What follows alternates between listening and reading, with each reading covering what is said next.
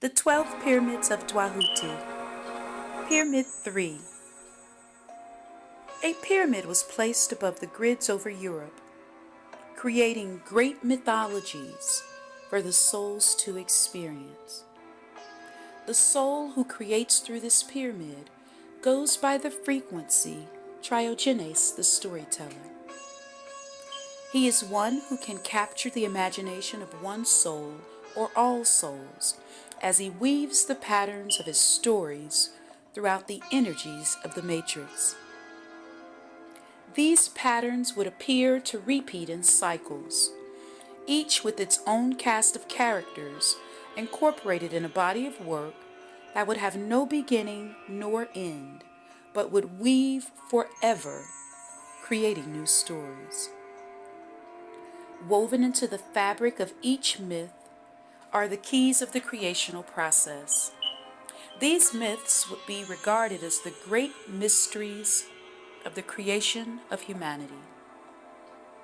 And these myths would take on many dimensions and lessons in which the souls would select one or more roles.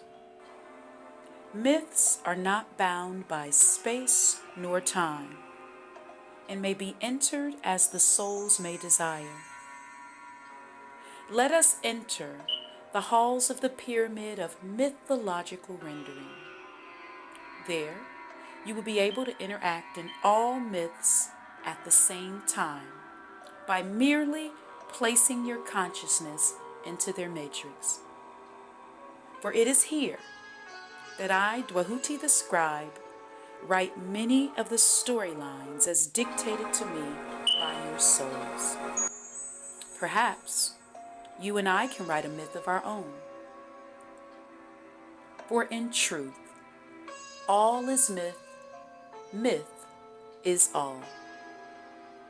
Follow me now to Pyramid 4. What are your thoughts about Pyramid 3?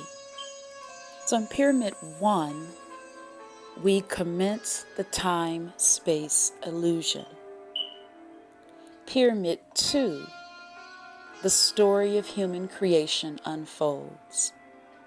And at Pyramid 3, the mythologies of life unfold. And these mythologies can be individual mythologies, and it can also be a collective mythology. When you think about soul clusters, we could say that the 7 billion souls that are on the earth right now are a soul cluster. All approximately 7 billion of us have agreed to be on the planet at this time, at the end of a processional cycle, at the beginning of the soul light era, and we're all doing it together, are we not? And so we have Triogenes the Storyteller linking our individual mythologies with the collective mythology of all the souls that are here on the planet at this time. And Dwahuti talks about these patterns repeating in cycles. Isn't this an explanation of incarnations? So one incarnation is one cycle, the next incarnation is the next cycle, and the cycles continue until purification is achieved. And during each cycle, he refers to the unique cast of characters. These would be soulmates, souls that have agreed to incarnate at the same time for a collective story and their individual stories or mythologies. And he says these stories have no beginning nor end. Isn't this infinity? So no matter how much work you do, no matter how much light you unveil, there is always more unveiling to do. There is always more expansion to achieve. There's always more consciousness to achieve. And woven into the fabric of each of these myths are the keys to the creational process. So whether you are hearing the Tibetan myth, the Hindu myth, the Tao myth, the Christian myth, the Kemetic myth, the keys to the creational process are within each of those stories. And these myths would take on many dimensions, and there would be many lessons. When this timeline ends, we return to heaven and we go through a process of debriefing, if you will. It's almost like a heavenly shower of the trauma of our present earth experience. Then we go through an evaluation process. We look at how we affected the souls along the way during this lifetime, how our decisions affected all the souls that were affected. The record becomes alive for us as we are allowed to feel the effects that we've had on others. The record is literally alive with feeling, with sound, with color. And after we evaluate how we have conducted ourselves during this lifetime, we do this along with our heavens team.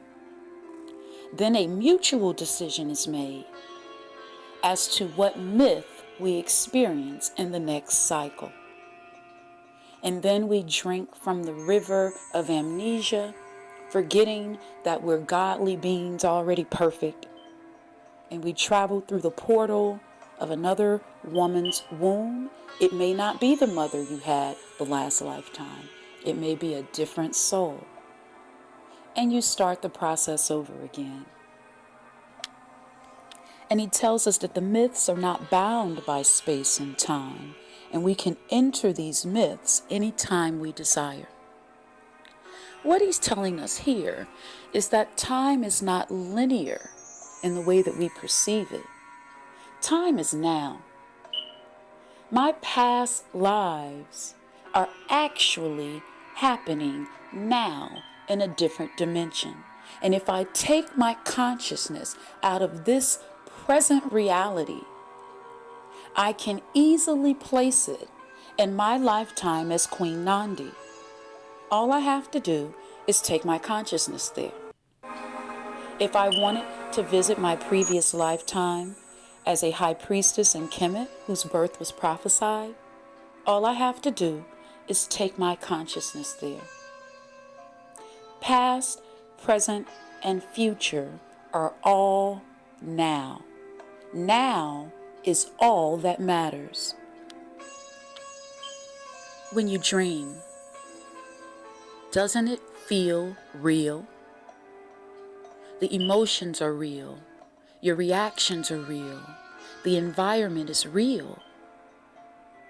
Your consciousness has moved to a different dimension in your sleep, and it feels just as real as the reality you experience when you're awake.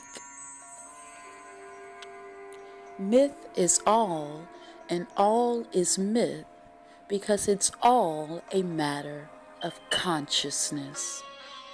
Where have you placed your consciousness? Wherever your consciousness is, there you are.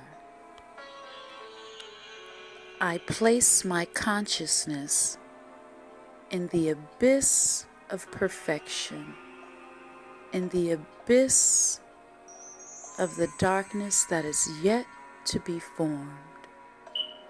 I place my consciousness in the all that is.